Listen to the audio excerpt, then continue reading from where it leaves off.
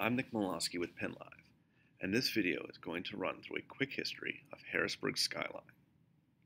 The history of Harrisburg's current skyline begins around 1906 with the construction of the new state capitol and a handful of mid-rise buildings in the downtown area.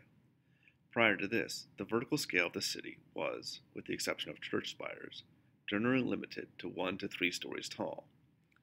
The invention of the elevator and the use of steel framing around the turn of the century allowed buildings to grow taller, and between 1910 and 1920, construction of taller buildings continued throughout the city, extending north toward Midtown.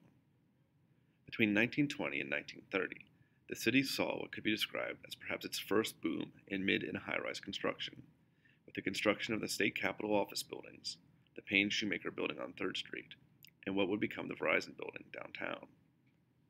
That boom extended into the 1930s with the construction of the Harrisburger, now the Fulton Bank building, the YMCA, and the Forum before the Great Recession brought building to a halt. When mid-rise construction picked up again around the beginning of the 1940s, World War II once again paused the development of the city's skyline. The 1950s were quiet years as well, largely devoid of high-rise construction other than state office buildings. The city's largest building boom took place during the 1960s, when the city's modern skyline really began to take shape, with a series of construction projects across the city and throughout the downtown area. While projects were a mix of office and state buildings, the 1960s also saw a major boom in residential tower construction. Development slowed but continued into the 1970s, when the city launched a redevelopment program which focused high and mid-rise development back into the downtown area. The city's tallest building, 333 Market Street, was built during the decade, as was Strawberry Square and the Pennsylvania Place Tower. However, development again began to slow in the city during the 1980s, with only public building construction occurring mid-decade.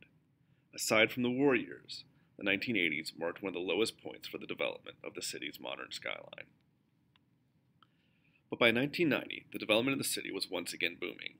That year alone marked the single tallest year of high-rise development, with the city adding close to 800 vertical feet through the construction of the Hilton, the Rachel Carson Building, and 1 South Market Street.